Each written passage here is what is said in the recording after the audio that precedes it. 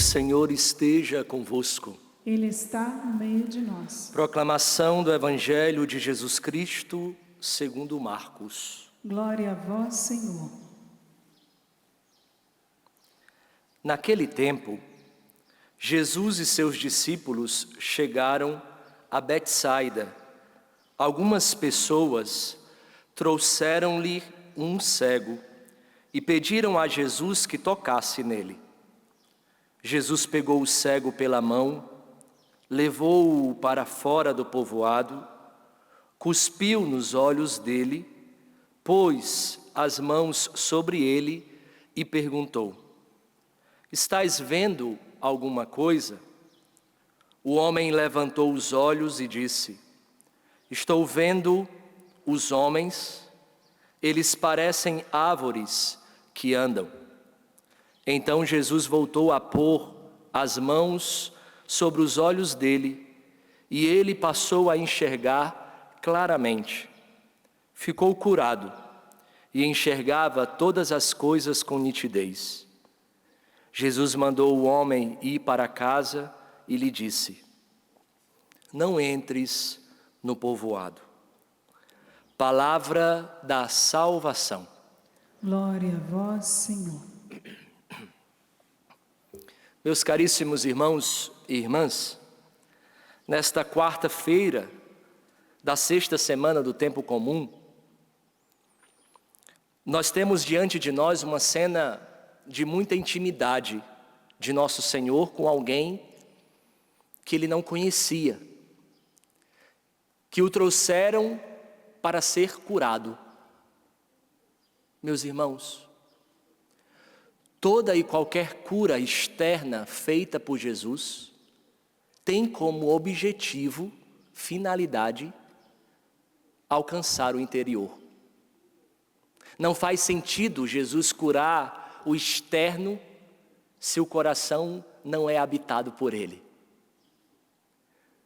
Desta forma, toda e qualquer cura realizada por nosso Senhor, seja ela sinal ou milagre, sinal que não depende da fé daquele que recebe, e milagre, dependendo da fé daquele que recebe, tem como finalidade alcançar o coração.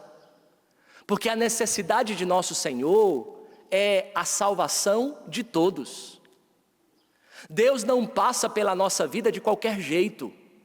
Deus não passa pela nossa vida sem transformar o nosso coração. E o nosso coração precisa ser, por natureza, a iniciativa que nós viemos à missa, à igreja, viemos receber Jesus, é para apresentar o nosso coração necessitado. Por isso, para que a cura exterior aconteça, a primeira coisa que precisa acontecer diante de nós é a disposição do nosso coração de receber aquela cura para mudar a nossa vida. E o Evangelho de hoje é muito claro. Existem alguns pontos onde nós podemos aprender. Primeiro, Jesus estava em uma região que ele fez muitos milagres, mas que estes milagres não mudaram a vida das pessoas.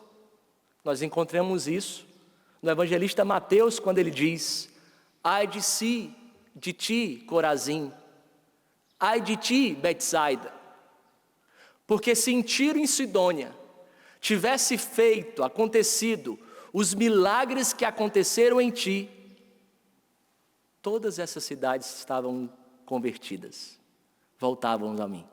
Ou seja, Jesus estava em uma região que ele fez muitos milagres, mas infelizmente, o que ele fez externo não aconteceu no interior das pessoas.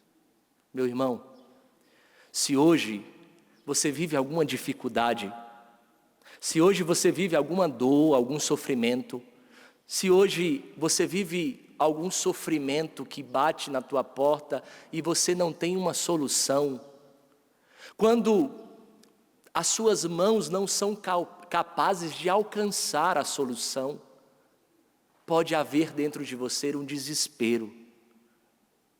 Mas Deus te trouxe aqui para que brote dentro de você uma esperança de que Ele está aqui para te tocar.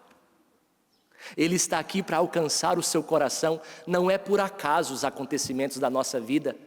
Uma vez, perguntaram a São João da Cruz o que era graça.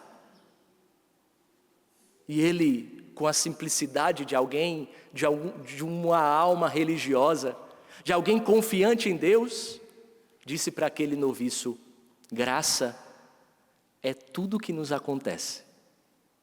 Aquilo que você tem passado é ocasião para que Deus transforme o seu coração.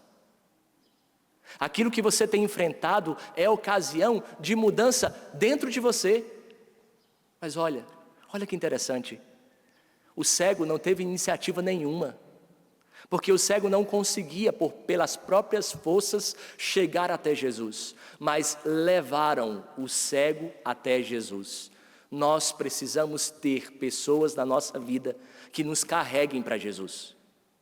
Por isso, ser amigo, é importante ter amigos, mas é mais importante ainda ter amigos que são amigos de Deus, que nos carregam para Ele.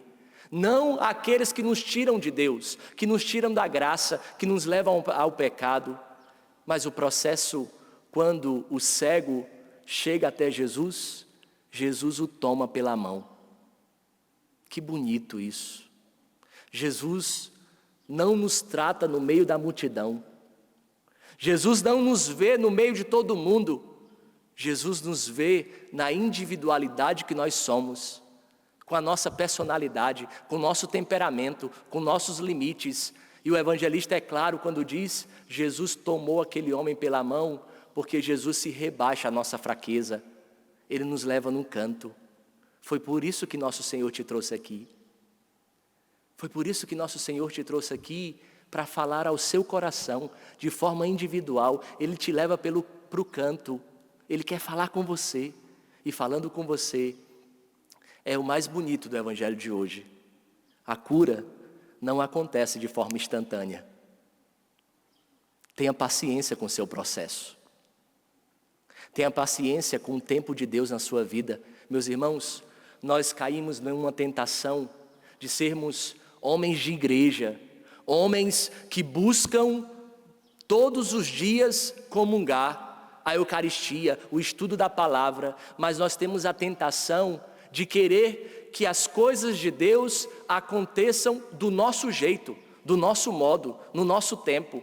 E nós ficamos perturbados quando nós rezamos há muito tempo e o processo não acontece da forma que nós queremos. Hoje, Deus quer nos dizer: tenha paciência, meu filho. A sua vida está nas mãos de Deus.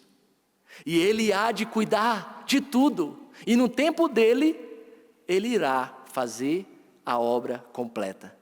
Aqui nós lembramos do salmista, né? Que nos diz: não permita, Senhor, não permita que a obra começada pelas tuas mãos fique inacabada.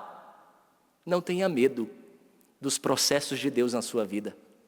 Não tenha medo daquilo que são os passos que muitas vezes você pensa que está andando para trás, mas na verdade Deus está purificando o seu coração, porque a cura dEle, a salvação dEle vem no tempo dEle, que é muito melhor do que o nosso. É muito melhor do que o nosso. Triste do coração que quer fazer das suas coisas, as coisas de Deus do seu modo. Não. O que Deus pensou para você, o que Deus sonhou para você, é muito melhor do que aquilo que você projetou.